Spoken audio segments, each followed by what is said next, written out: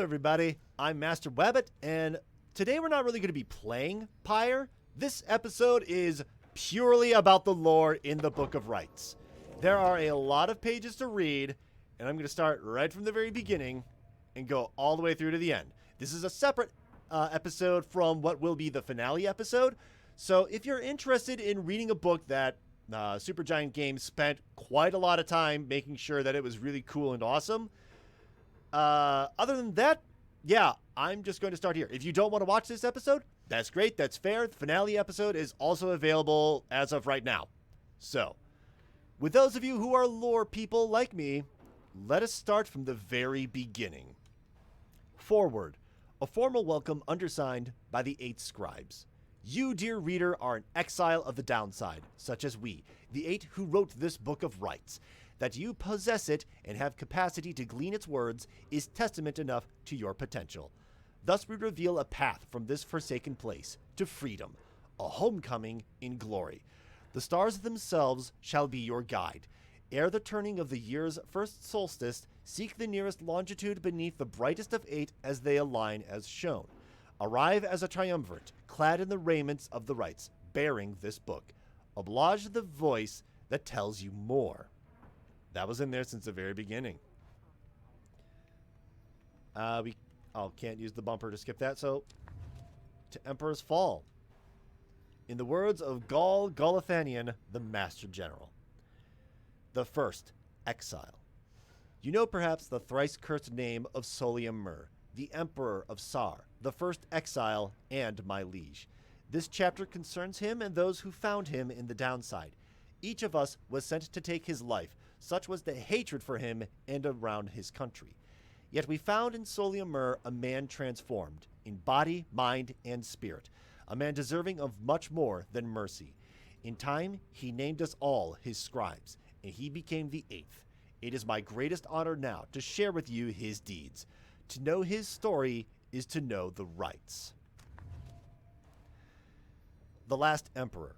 How many nations did I scour in the name of Solium Mur? How many countries fell before our spears and blades? Such questions mattered less to me with every passing victory. Our legions swelled across the land, and our dominion grew. The Emperor Solium Mur paid all this little heed. He only tended to his personal affairs. Our legions relished the autonomy. We did not know that the Emperor cared nothing for his legions, nor his people. He cared only for that which was before him. One day, he learned of such a thing as to befit his name, and vowed to seek it out. The rope collar. I knew it was a fool's errand, but my liege, he would not listen. He instead insisted to pursue a certain treasure, a celestial orb, freshly fallen from the heavens in the reaches of the downside. He would become a living legend if only he could grasp it, whispered in his ear that Kaelmer Ropecollar, his elder and most trusted aide. Would that I slew that man myself. His was a simple and yet brilliant ruse to draw the Emperor farther still from his responsibilities and towards his greed. Thus did the Emperor begin an expedition into the Forsaken Lands. He insisted that he go himself. The Empire's collapse. It was not long before the Empire began to crumble. With my liege gone, his own country quickly turned upon itself. I must admit that this collapse had started long before the Emperor's disappearance. His decision to give chase after a myth but hastened the inevitable.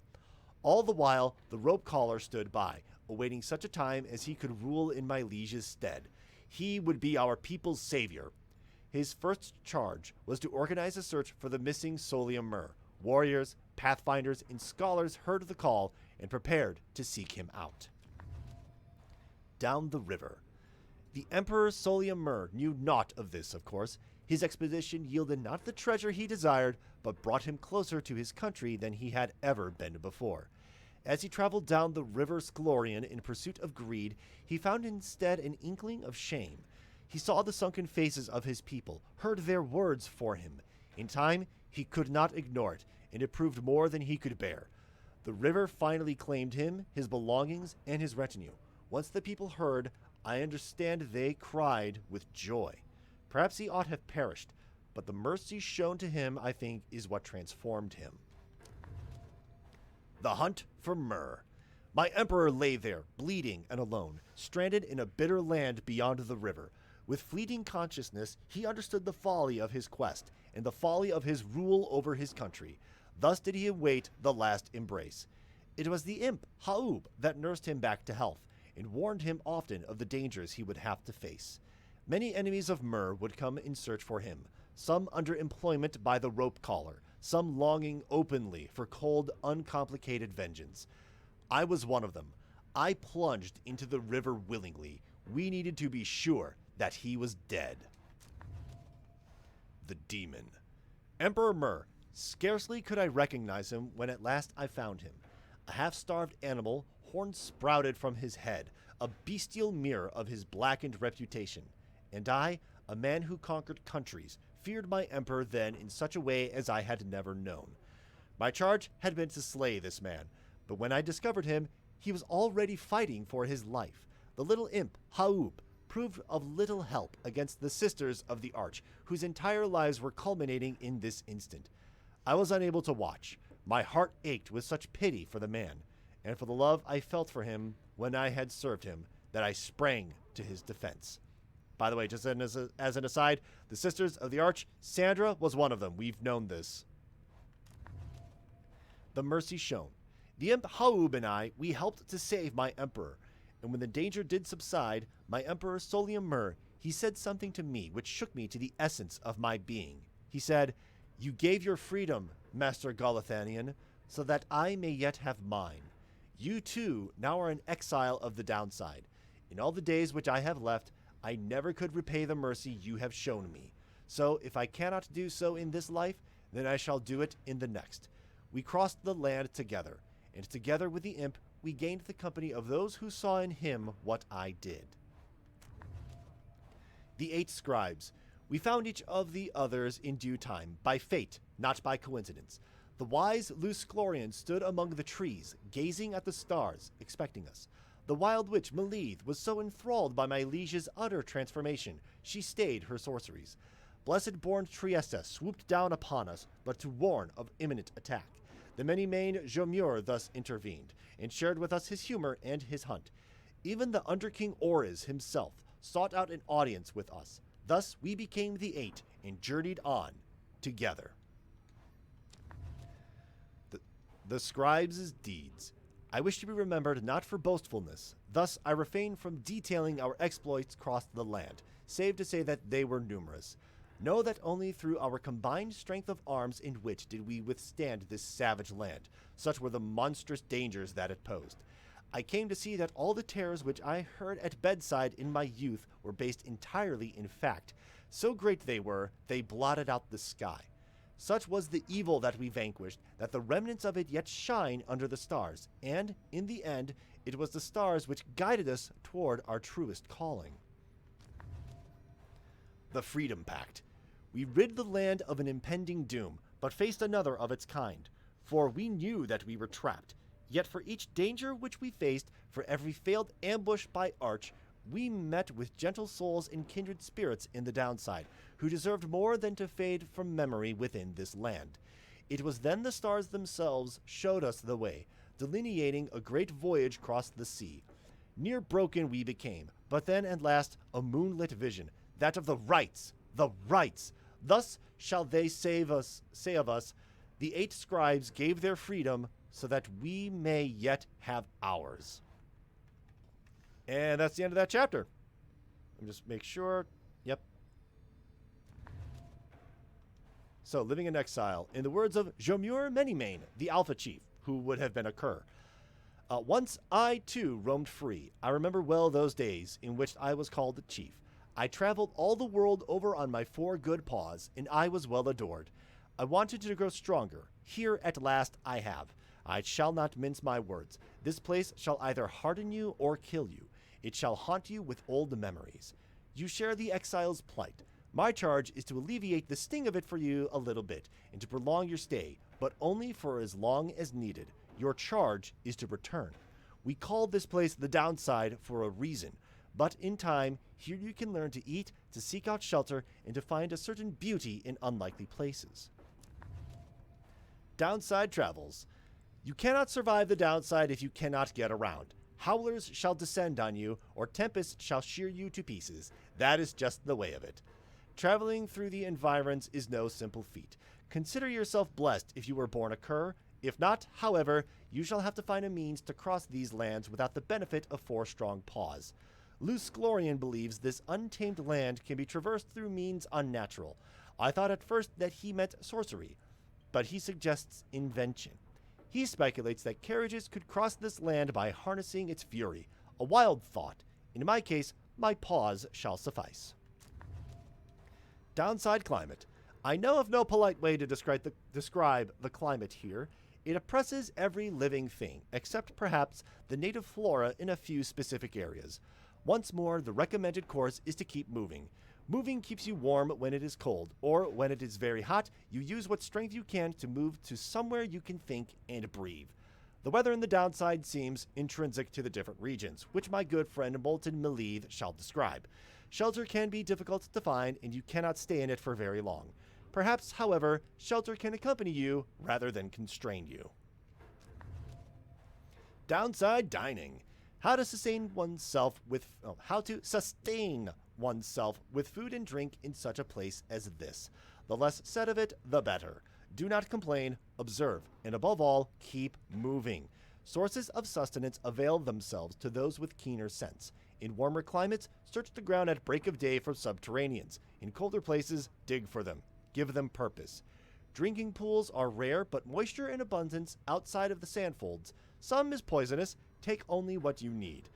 The downside limits any opportunity for excess, but it provides enough amenities to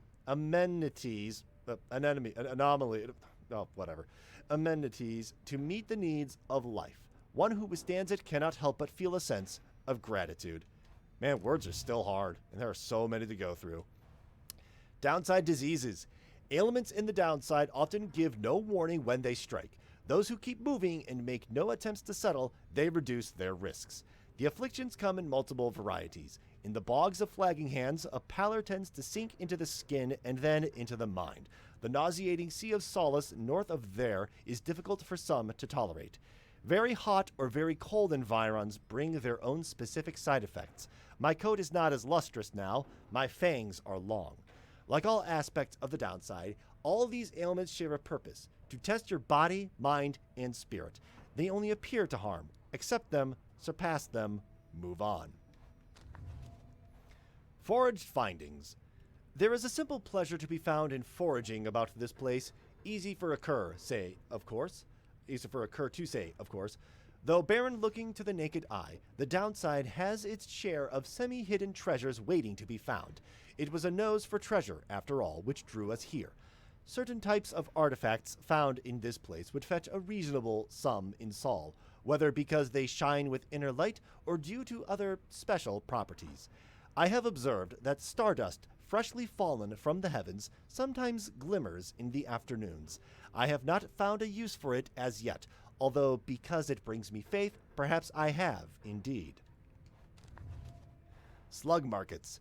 These are native in this land with some capacity for thought and oddly keen instinct for the mercantile. Suspicious creatures, but not disagreeable entirely. From time to time we make exchange with them. They lust for coins, for the imperial sol, though why they do not say. We speculate it is a delicacy. It serves us little purpose here, whilst their slug market wares are sometimes valuable. The creatures appear drawn to places where the heavens shine the brightest, perhaps because they know we are as well. Whatever they want exactly is unclear. We taught them of our lands, yet they remain preoccupied with simpler things. Indigenous imps. Special mention must be given to the downside's most prolific native creature, which we call the imp. With all respects to our comrade, Ha'ub, an imp himself, possessing of extraordinary intellect, most imps are driven by the simplest impulses: to eat, to drink, to procreate, to move, and to survive. These creatures, then, are symbols of this place. They are far more resilient than they seem. Though wild by their nature, they, like all of us, can learn. Haub insists that imps are willing to be put to work. Like other aspects of the downside, they wish more than to exist, but to exist with purpose. Survival often is conflated with the physical. Chapter name first. Downside talismans. Survival often is conflated with the physical. When we think of survival, we assume the need to sustain our bodies or improve our bodies. The strong survive. But, and take it from an alpha chief, there are different kinds of strength. The spirit is what drives us. By comparison, the body's impulses are weak. Here in the downside, faith is found in limited supply. Trinkets and mere baubles that would barely fetch a price in our homeland here are talismans. Seek talismans that mean something to you. Hold onto one that you hold dear. It shall reward you with reminders of your faith, your power, your potential. That's the last chapter of that. So, just to recap, Galathinian, I believe, is Hedwyn's style of human. So, chapter 2 was written by the Kerr. Forsaken Lands is written by Molten Malie, the Wild Witch, who is basically Bertrude. Forsaken Lands. Year upon long years we spent distilling life essence from many things, which all once writhed under the auspices of their mortality, which we ourselves cut short. In this we have no regrets, for we learned much, and so, we think, did they. We earned the title Witch, and were forced to flee into the downside. Here we encountered Solium Mur, and soon we gain an understanding of each other. He bade us circumnavigate these lands and catalog our findings. We felt a strong desire to expose the secrets of this land. He wished to yield benefit to those who followed in our wake. Indulge us both, then. Downside Prairie. The downside is connected to our realm via a single artery, the river named for our prestigious Sept colleague, Luz Glorian. That river gushes into seeming nothingness. That seeming nothingness turns out, of course, to be the downside. Its existence undermines thousands of years of thought about the composition of our world. The downside's southern edge we call the Sandfolds. It is a desecrated wasteland speaking well to this land's lack of hospitality. Here, the strength of many who survive the river journey finally fails. If only they could clamber further north, where lies the verdant downside prairie, a better place to perish, to be sure. I just want to check one quick thing here. Forward, written, undersigned by all the 8 scribes. Okay. That's good. Downside Prairie. Jomur Valley. The downside prairie first appears serene. It is not. The soil there accommodates only the region's brutish native vines and overbrush. The most likely food sources prove poisonous. Thus we journeyed further north. The climate there grew fouler to my senses, though the Kerr Jomur found it amenable. This sprawling valley, pocked with long evaporated lakes, gives evidence to the monstrosities which roamed this land. We found the region's western edge to be more pleasant on the whole. Therein we found sources of fresh water, whereas over to the east we found the edge of the land's most hideous decay. Flagging Hands. Beyond the valley lies the Flagging Hands, which could be called a swamp, if an entire sea could merely be a lake. Soon after our arrival, several of us fell into a dark despair. Such were the environs. I found it rather fascinating, though. It held aspects reminiscent of the southern bogs we dwelt in as a tad. We grew accustomed to the dampness of the air, and grew to savor certain twigs and beetles. It can be said the Flagging Hands are an acquired taste, recommendable only for those of our same bent, or perhaps the downside's native imps. The sea surrounding the environs on 3 sides appearing insurmountable at first. Beyond the Sea of Solace. Beyond a shallow, sickly gulf, our voyage grew increasingly forbidding and much harder to explain. How could a sea exist here, at the bottom of the world? We could not deduce whence sprang the carcasses of ancient sailing ships we found throughout the Sea of Solace, though the warnings that they signified we duly noted. It was here we first met Oriz, called the Underking, who brazenly assaulted our small skiff, for we had trespassed in his water. But then the Underking relented, for he witnessed Solium Mur in all his doom and glory. Soon he would side with us.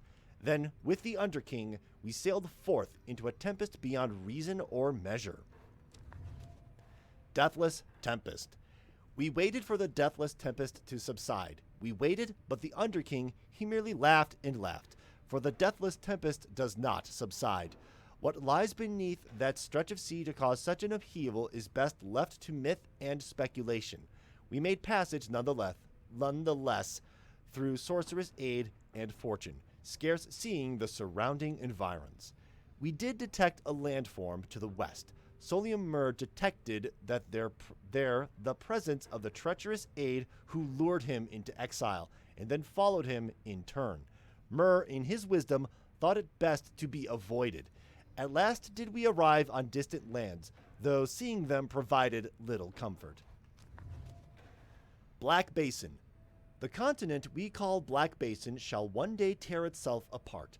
Arriving upon black and molten crags tolerable only by the harp Triesta, we pressed onward toward a suffocating wood.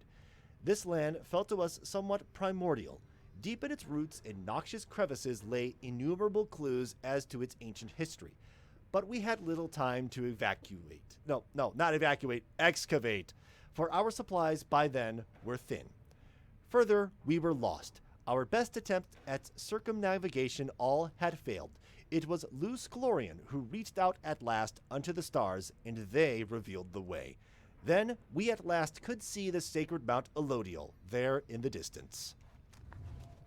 Mount Elodial. Gaining the summit of the sacred Mount Elodial involved no small amount of sacrifice and sorcery in varying proportion. The mountain's energies were palpable, the sensation that we felt indescribable. The lands we stood upon were closer to the stars than to the world we knew. It was upon this highest point in all the downside that we first made efforts to concoct this tome, which you now read.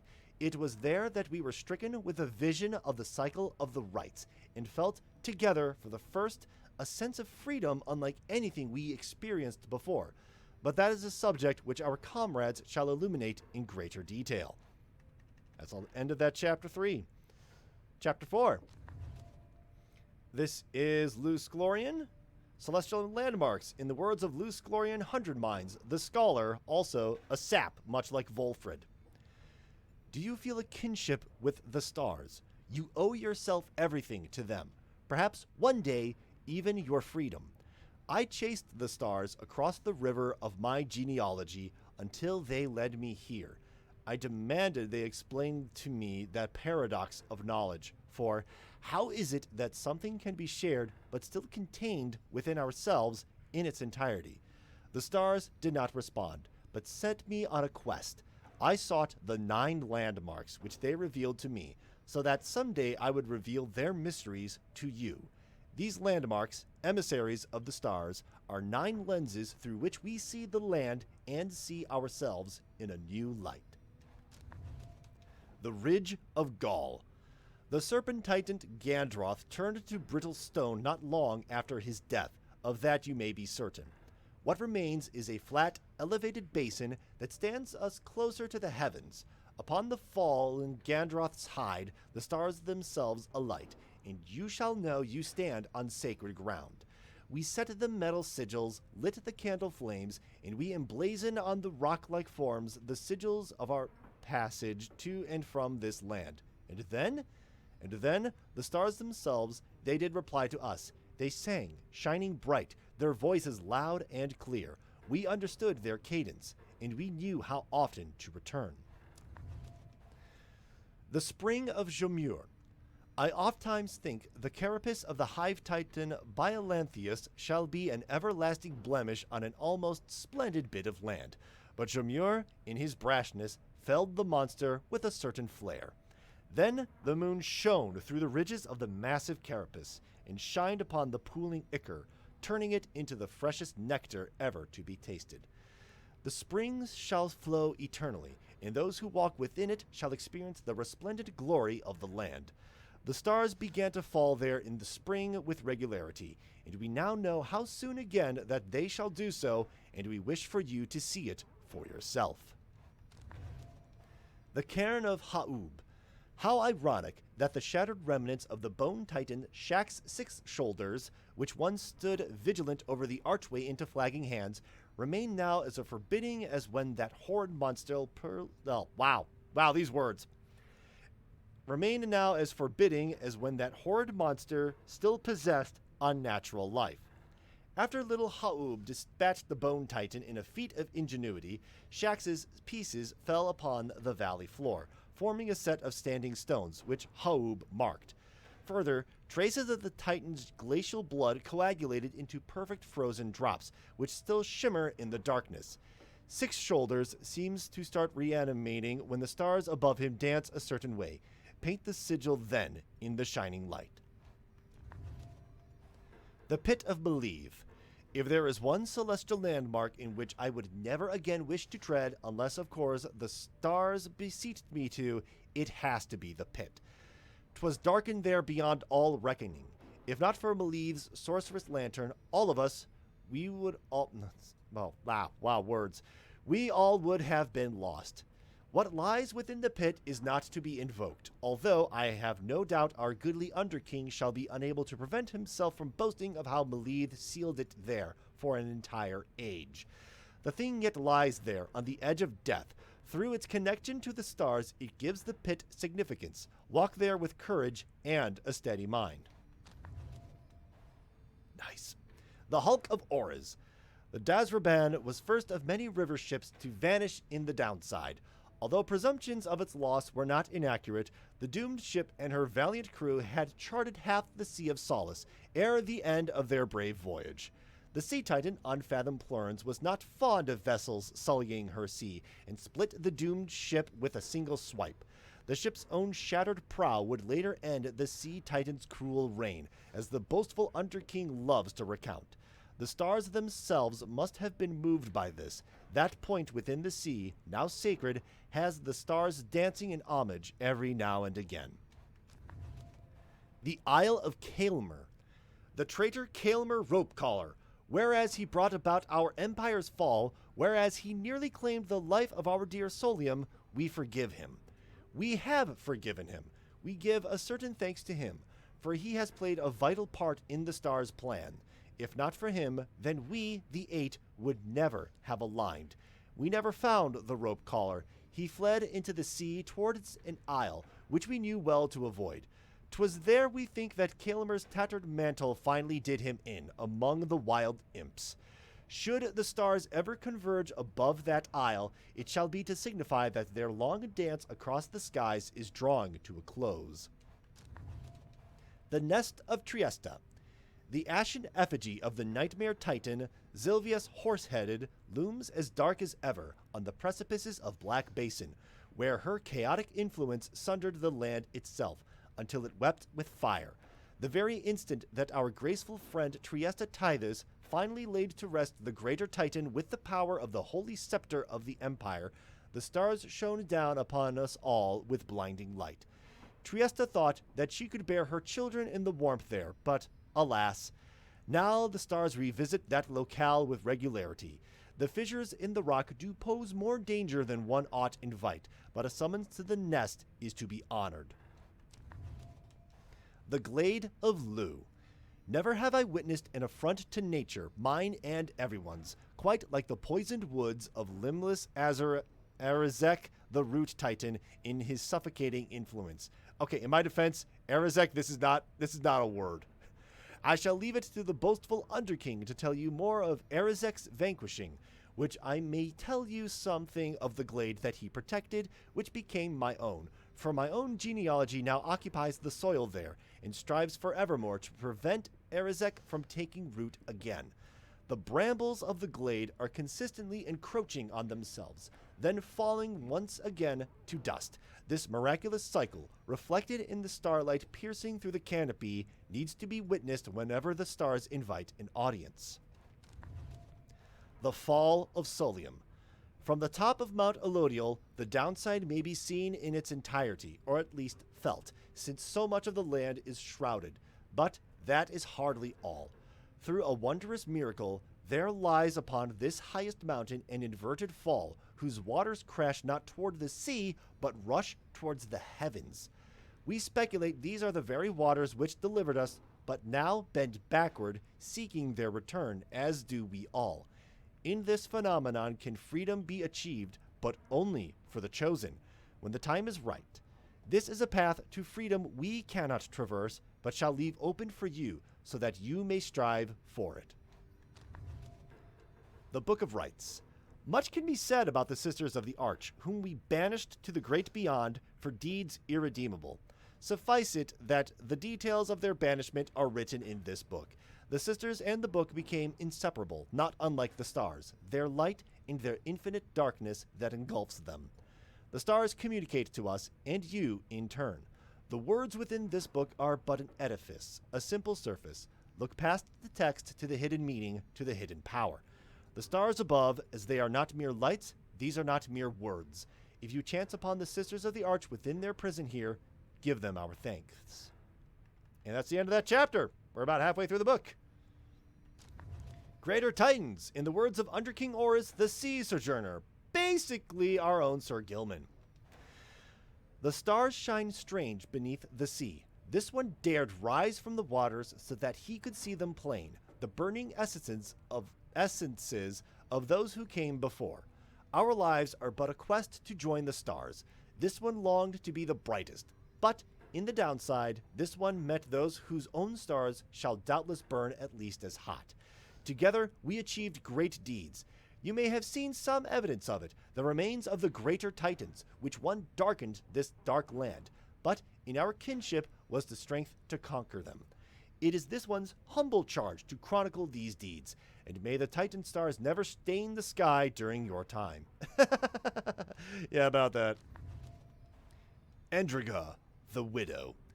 The boundless sea of solace and a blackened star are all of what remains of the blood titan Endriga.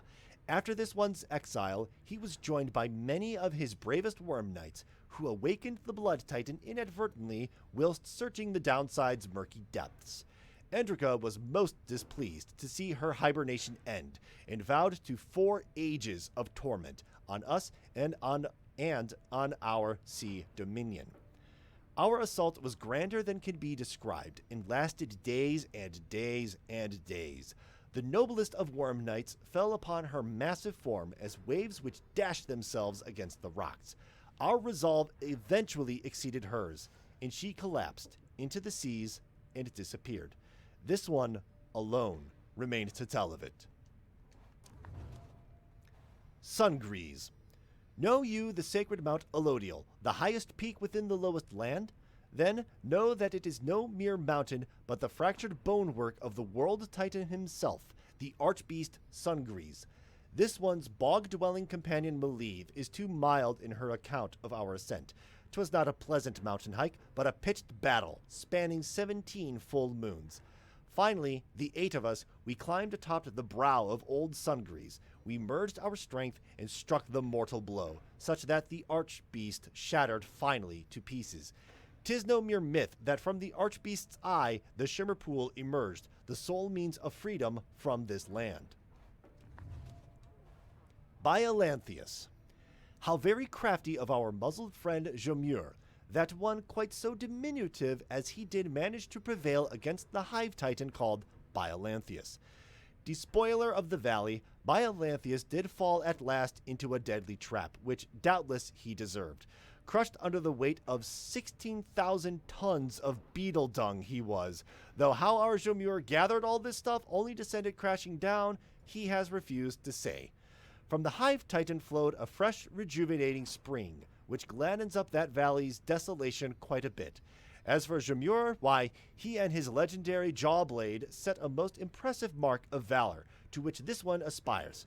Impressive work, Jomur. Dullness the Locket. Doubtless you have seen Black Basin, whose seething fissures yet spew noxious flames and vapor at the stars. Then you have seen the remnants of the Wrath of Dullness, also called the Locket, for within himself he held the fires and the rage which shaped this very land. The Ash Titan, he did threaten to devour us as we delved deeper into the reaches of the downside, till we at last outsmarted him. Quenched his flames we did, when we lured an inauspicious storm his way. And so, whilst the Ash Titan has fled, the sopping coward, we can see his handiwork remains.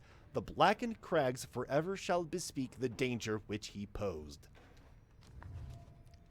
Limbless Arazek. If this one is to be honest, he nary expected his high-minded friend, Luce Sklorian, ever to raise arms, and yet 'twas Sklorian alone who toppled the Root Titan, which befouled the serenity of Waking Wood. Margins, people, come on! What is this? Sklorian he brought to bear the might of his entire family of willful saps, contained within his ancient gnarled staff. Soon did the poisoned soil of limbless Erizek begin to dissipate. The Root Titan cried out a deafening last cry, and withered to a speck. Erizek yet lives, a husk, a single foul seed, still rotting where once something mighty stood. Sklorian, in his mercy, deigned that the surrounding woods ought to grow bold and strong by casting off the influence of Erizek, not by forgetting him. Lord Gandroth, a warrior of surpassing strength, that Galathanian, single-handedly he slew the serpent titan Gandroth, which envenomed downside prairie verdant plains. Master General Galathanian, he was undeterred by Lord Gandroth's myriad attacks. His lashing tail, its hurled rocks the shapes of swords, and thrice as sharp. His eyes reduced brave folks to mewling babes. But Galathanian stood tall, and brandished his tower shield, and set Lord Gandroth's fury back into his monstrous countenance. Now, Lord Gandroth takes the shape of a stone ridge, conspicuous, and now, as well, you know the full, unguarded truth about his fearsome past and Galathanian's glory. Unfathomed Plurns. In all of this one's conquests, never has the Underking confronted such a foe as the Sea Titans, Plurns. That grand and hideous wench presented nigh inestimable peril for whomever sailed or swam the downside seas. Wow, I'm screwing up my words. Downside's sea. Tales of her monstrosity long spread across the world. The Underking was undeterred. Nay, this one made it his life's mission to give her recompense.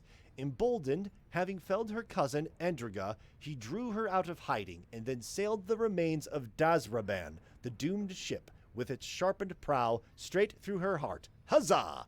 The catastrophic detonation which ensued left no surviving witnesses save one. The Underking survives to speak of it and write of it, which he shall do repeatedly. The Time-Singer Harn. The tempests ravaging the downside are the handiwork of the Time-Singer, Harn, known as the Sky Titan. The furious elements, they are his troubled dreams, manifested in this troubled land. We, the Eight, we sought to cure him of his ailment, for his unrelenting and unpleasant dreams had long become our treacherous reality.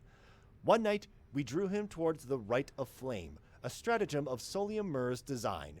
There he was stricken by the stars, and dazed and overcome by their eternal shining glory. The Sky Titan thus bonded with the sky. The tempests which remain, they are but lasting traces of his waking dream. Islak Astralborn. The foul name of the Star Titan is written here but once. Do not invoke it, lest you aid its reawakening.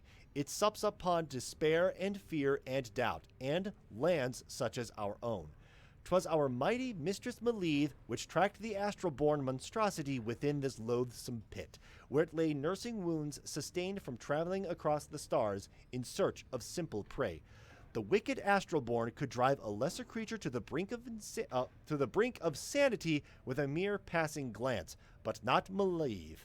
She cast upon the fiend 100 words of binding, each one more binding than the last. With the creature's incandescent skin, we bound this book, and bound ourselves unto the stars.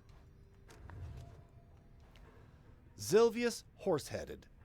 Without warning, from the cinders and the seething rock that gushed forth from the sea and soil at the foot of Black Basin, rose the mare titan, Zilvius. She broke the land beneath her burning hooves, whinnying vengeance upon those who thwarted dullness. We, the Eight, we were divided then, and blinded by the smoke and heat and thunder. But for the grace of Mother Triesta Tithys, all would have been lost. With unswerving concentration did Saint Triesta then invoke the old enchantments inscribed upon the holy scepter which she bore. The land burst into starlight, rendering Zilvius in twain. Her visage now strikes fear into the hearts of her foul kind, not ours. The Tattered Mantle. Well known is the treachery of the Rope Collar, who conspired against the Emperor of Sar and set in motion the Empire's collapse. The knave did journey to the downside after us. Our paths they never crossed, though he did meet his end. He wore the tattered mantle, wrought by the first empress and worn in every generation hence. The living mantle whispered wisdom in its wearer's ear, but in the downside it cried out instead, in protest. When the rope collar retreated to his horrid isle far at sea, the mantle gained a new life, conjoining with the native imps. The imp titan was born, and grasped then the rope collar in its first and last embrace. Shax's six shoulders. Try saying that multiple times fast. Much can be learned of bravery from the tale of Haub the Swallow, the imp who alone felled the muscular and altogether terrifying bone titan called Shax's Six Shoulders. Six Shoulders sat listless, his appalling frame refusing to be budged. None dared approach the withered fiend whose plague had spread half-across the valley floor. Undeterred, Haub sprang into action, whilst we but watched. The little one, he flew into the gaping maw of Shax and lodged himself inside the monster's throat. Shax began then to cough and cough and cough until the valley shook. Six Shoulders breathed his last and fell. His putrid fresh flesh then fizzled and was gone. Yet our friend Imp remained. And that's the end of that chapter. Next up, Rites of Flame, written by Soliamur, the last of his name. The demon, much like our good friend Jadariel. Rites of Flames. With these blackened nails do I hereby inscribe the Rites of Flame. The bylaws shall be written here in full. We the Eight decree the rites a test of one's true worth in body, mind, and spirit. Now, until the stars abandon us, this shall be binding law within the downside. Those deemed worthy in the rites are to regain their freedom from the downside, and return from whence they came. Exiles shall conduct the rites as one of 9 triumvirates, and look towards the stars for guidance on their path. Exiles shall bear this book as status. Essential structure. The essential structure of a rite shall be as follows. Where chosen by the stars, within the dark of night, shall 2 triumvirates stand in opposition, far enough afield, besides their consecrated pyres, symbolizing their resolve. In each triumvirate, the 3 shall act as one, to demonstrate their trust in one another, not just in themselves. Triumvirates shall endeavor to extinguish the pyre of their adversary, whose flames are only to be staunched through the celestial orb descended from the stars. Whosoever pyre... whosoever... Wait a minute, is that a spelling error? That should say whosoever. Whosoever pyre remains burning shall prevail. The triumvirates are to disperse. That's a spelling error. How many chapters are we in? 1, 2, 3, 4, 5. We're in the 6th chapter and only one spelling error I notice. Neat. Searching the stars. We the 8 have seen the turning of the stars from now until the ending of our age. Heed their guidance and ours. The stars take many cyclic turns. The rites commence at their behest upon celestial landmarks, where the downside's greater titans fell before the heavens. Bearing this, the book bestowed on your triumvirate, you, the reader, shall perceive under which stars you are to congregate. Follow where they lead, as your adversaries shall. If either of you fails to appear, then neither of you walks the path. Whether you prevail or you fail, from that point the stars shall guide you on. Before each rite. The rite shall not commence unless the necessary preparations are complete at a celestial landmark, ere the stars align. Exiles shall conduct the rites bearing this book, of which there are but 40 copies, each bound in astral hide. Exiles shall wear the sacred raiments fashioned in our likeness at the summit of Mount Elodial. Their identities are to be concealed, for they shall represent us all. Exiles shall set a metal sigil for their pyre, and consecrate the grounds using the words, "The 8 scribes gave their freedom so that we may yet have ours." The heavens shall respond when all is set. Law of 3. During the rite, each triumvirate shall act as one, unerringly and without question. The disobedient shall suffer banishment or permanent expulsion. Exiles shall move as of a single mind, to demonstrate their faith and recognize that they, as we the 8, cannot prevail alone. Their worth shall be determined both by their actions and their peers. Triumvirates lacking experience in this may designate a reader, whose focus on this book may help the others to coordinate. However, only those who shall conduct the rites firsthand shall walk the path towards enlightenment and become eligible to regain their freedom. The Burning Pyre. At the appointed time, at the aligning of the stars, the heavens shall rain down upon the ground sufficiently prepared, and thus the two opposing pyres shall be set ablaze. Thus shall commence the rite. Triumvirates are to protect their pyres as they would their lifeblood.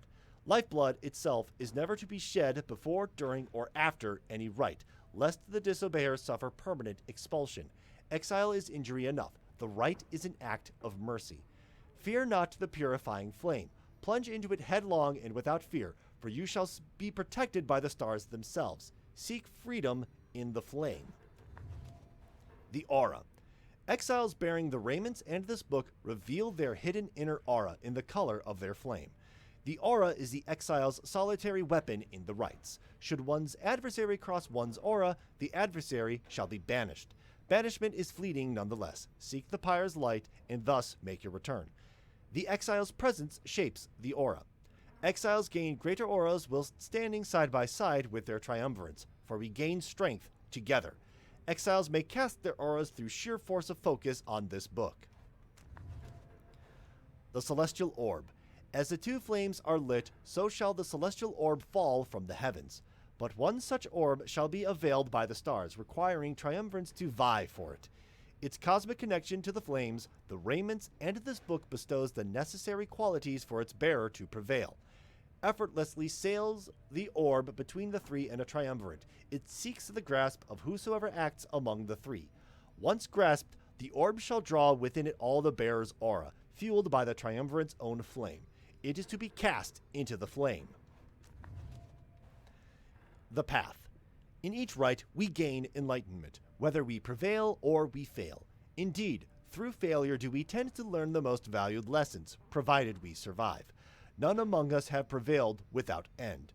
Exiles who walk the path toward enlightenment shall at times be struck by an epiphany and achieve mastery in some respect. Choose well amongst these blessings we bestow. Thus, you may yet achieve your potential and surpass your adversaries. Whenever you prevail, your triumvirate earns favor. In time, the triumvirate within the most favor... No, not within them. In time, the triumvirate with the most favor shall be summoned to the liberation rite to earn a chance at freedom. Then, the cycle shall begin anew. Liberation. The liberation rite takes place upon the fall of Solium under a blooded moon, witnessed by the heralds from the stars. There, the most favored triumvirate shall confront the one which we appoint. These two triumvirates first shall pass through Scribe's Gate, where their worth shall be assessed under the stars. Only the most enlightened exiles within each triumvirate may be anointed for a chance at freedom. Two of their companions shall support them whilst they strive. The anointed champion of the triumvirate which prevails then shall plunge into the shimmer pool and return in glory. That's the end of that chapter. So, quick note, the book, Burning Pyre, Law of Three. Hang on. I literally just read it. Yes. Designated reaver. Okay, it said there were only 40 books. I do want to make a quick note of that. It's in one of these. Burning Pyre, Law of Three, Before Each Rite, Searching the Stars. Okay. It's in this chapter. I just read it, and I can't seem to remember which chapter it is. That's how long this lore book is. But yeah, it did say that there were 40 books in total. This is one of them. And here it is, right here. Exiles shall conduct the right to the books bearing this book, of which there are but 40 copies. That's a lot of copies of this book. Every single character in this game, while within the rites, has a book on them. So if you were to add up, like, okay, so I'm a reader, that's one. We've had 9 companions, I think. Yeah, 9 companions in total. So that'd be 10 books there. Unless we, like, share books. And then, like, each of the triumvirates, which there are a bunch of them. I think there's at least 3 times 9. Okay, 3 times 8 of the other Triumvirates, which is... Why am I doing math?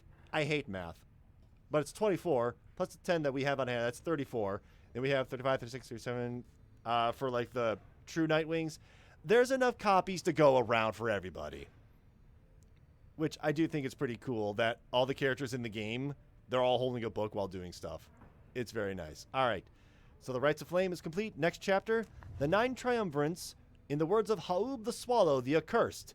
Very much our own little Tizo. At 9 Triumvirates. At first, I found it much too difficult to read, much less to write, even to grasp the quill. But the Horned One, Myr, implored me. He said this is the greatest gift that he could give me in return. In return for what? I asked. In return for his life, he said. But I did not save your life, I said. You did, he said. We fight about this still. Myr is stubborn more than I. Now herein, and by his leave, I chronicle the 9 Triumvirates, for I am of this land unlike the rest, who wish to leave. We knew not everyone could leave who wanted. Seldom would the opportunity arise. Thus did we organize those striving for the chance into 9 sets of 3. The Accusers. The Accusers formed under Galathanion. He is a big man. He values justice, loyalty, steadfastness. Galathanion, he said that the Accusers take their name from one of his most accomplished legions, from his former military days. All among them, in fact, served the Master General at one time. They represent the stoutest-hearted people of the Empire, who held true to Myr and Galathanion to the end. The golden colors of their raiments are reminiscent of their old shining armor, is his claim. Ever shall they seek out those with the truest spirit and the strongest sense of purpose to replenish their ranks. The Fate. The Fate united under Many Mane the Alpha Chief. He is brash, but follows his traditions. He prizes faith, discipline, and honor, qualities he seemed to lack at first. He formed the Fate under the precepts of olden bylaws of his 4-legged ancestors. They believed in a certain natural order in the way of things. Many Mane wanted for the Fate to likewise show respect. Initially, he only chose from other curs. He, however, urged the Fate to replenish their numbers from any race or ethnic group thus willing. Thus shall they anticipate what is to come, with open eyes and minds, and never frown upon what is in store for them. The Dissidents. I myself, Haub, did form the Dissidents under this simple tenet. Those who do not belong, belong. The other scribes, some of them showed at first reluctance to allow an imp in one accursed to designate one of the 9 Triumvirates. But Myr, the Horned One, stubborn as he was, stood by my side. In time, they came to understand, for I remained, as ever, at their side, a living bit of proof of their absurdity. The Dissidents are an extension of my oddity. Those who do not adhere, they are not to be discarded, underestimated, or dismissed. They are as necessary as are those against whom they rebel. The Withdrawn. The Withdrawn did spawn forth from the wild witch Maleeth, in whose vigilant pursuit of the unknown and the unknowable I always felt a certain kinship. Whether the Withdrawn were Maleeth's kin by blood or merely worshippers, we trusted one another not to ask or care. What mattered was that Maleeth chose the most audacious minds, who stopped at nothing short of the impossible. Though ever distant, the Withdrawn revealed to us such truths about the land which long lay hidden, even to one such as I. Their knowledge ever waking into new-found depths of consciousness, they lead us all to better know ourselves. The Pyrehearts. The Pyrehearts all follow in the path forged by the Underking Auras, whose many mighty deeds exceed the smallish stature that somehow contained him. He is the most spirited triumvirate, their courage unfaltering, their hearts full. They live always with vigor, and perhaps they die with it as well. They are the Underking's own kind, as at home above the sea as in it, never ceasing, ever longing, as they do, for something more. The Underking chose wisely for these qualities, and teaches that a life devoid of passion is a life devoid of life itself, that burning passion is a fuel that drives the Pyrehearts, and, in turn, us all. The Essence. The winged members of the Essence, each chosen by the matriarch, Triesta Tithys, are living exemplars of liberty and piety. Would that my wings could be thus. Once, you of course must know, we all had wings. It is said the people of the Empire relinquished theirs, drawn in by earthly matters as they were. But the harps, such as Trieste, held tight the liberty their plumage could afford. These divergent paths did cause a share of differences between the winged and the wingless over time. But here, in this land, our purposes are shared, our goals united. That, then, is the essence. That is who they are, and what, and why. The Chastity. Those bearing the name the Chastity all count themselves disciples of Lou Sclorian, the 100 Minds, known firstly for his wisdom, but also cherished for his modesty, integrity, and kinship. Sclorian's priority in forming his triumvirate was to instill in all his subjects a deep-seated deference and respect for the rules governing the liberation cycle. The cycle of the rites needs be respected to be understood, and needs be understood to be respected, Sclorian said. Thus, the Chastity are emissaries of the cycle. Should they earn back their liberty, then they shall spread enlightenment itself, and all of us shall grow. The Tempers. Myr, the Horned One, formed the Tempers upon his own ideals. Ingrained in this triumvirate are basic truths about the dual roles of strength and gentleness. The Horned One, he has a dualistic nature for as long as he and I consider each other a friend. Well, there was no other and I consider each a friend. The stories I am told about Myr's youth describe no one I know. All of us are capable of more. I once was an imp that could not write. Myr once was a man that could not think. The Tempers once were ordinary folks. Now they rise to greatness, always striving, never overreaching. They are not like Myr himself. Rather, they are what Myr wished he could be. The Nightwings. What is a life without an adversary? If not for forces that conspire against the will, life would be devoid of its innateness, the desire to overcome. Thus, when we the Eight at last each fashioned a triumvirate based on our own ideals, we realized a void still needed to be filled, as the night sky needs moonlight. We Eight were united. Our triumvirates shared our affection. They needed us to set them all against a common foe.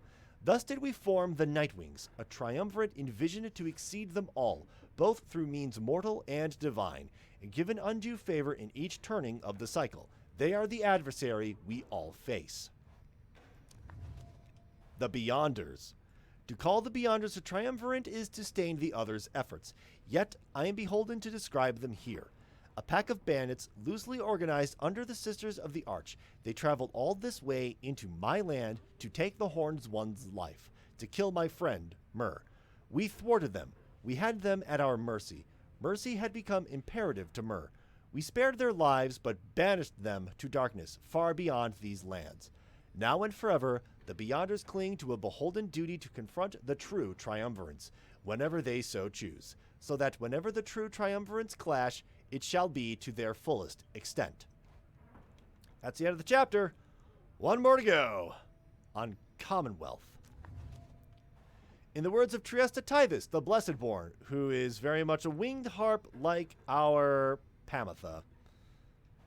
We the Eight assembled here together in the downside, and we gave our freedom so that you may yet have yours. It is an exchange we have not lightly made. It is my charge to ensure that you, should you regain your freedom, first off recognize its qualities and also use it wisely. You do not need a pair of wings in order to be free. My own wings, I once thought that they could take me anywhere, and then they took me here, where I am bound. It is your charge to be free, and not to make the same mistakes. Spring from here and learn from what we did and build a new and great society, a free society, with wings spread wide for everyone. On mercy. Mercy is the beating heart of a truly free society. Mercy, even for the perpetrators of the darkest deeds. As our liege Solium Myr drifted in an ocean of regret, he found their mercy, or rather, it found him, and it saved his life. Mercy, freedom, they are intertwined. A society which raises a clenched fist against its own shall follow the doomed path of the Empire of Sar. Ours shall be a merciful society. May the perpetrators of the darkest deeds be sent to join us here, where they may learn as we have. Mercy shall engender union among all our different kind. We shall stand shoulder to shoulder, equals in the same society. On kinship. Each one of us within the 8, besides the imp Ha'ub, we would have perished in the downside had we not found each other and, together, formed our union. Here in the downside, all are bound. But that which binds us here does have some latitude. We chose the bond of kinship. Our exile took precedence over our differences. The empire, which had subjugated all our kind into a tense alliance, shall give way to a society in which our differences are paramount. There may you embrace your ancient cultures, whilst jointly forming a great culture all its own. Next to mercy, it is kinship that shall form the bedrock of our Commonwealth. On worth. The fallen empire of Sar was ruled according to an ancient bloodline thought to be infallible. Our society shall instead be by those who earn the privilege. We the 8, we cannot bear the burden of determining your worth. It shall be determined by your peers and by you yourself. We shall provide a framing through the rites to put you to the test against yourselves, against your kin, against your adversaries. The downside cannot let us all go free. Thus, freedom to the worthy. As the worthy, your true calling then begins, as you return to a society which longs to learn the wisdom you have gained along your path. The worthy shall lead. On history. This book cannot accompany you if you should earn your freedom. It is to remain here for your successors, for it is bound together inextricably with us. There is no sorcery, however, to prohibit you from spreading forth its teachings. We charge you to go forth and share what you have learned along your path. Reveal not the rites themselves, nor the existence of this book. Transcend its bounded limitations, for it cannot be transcribed. Any such attempts shall fail. Beware of those who would dare to read it on the other side.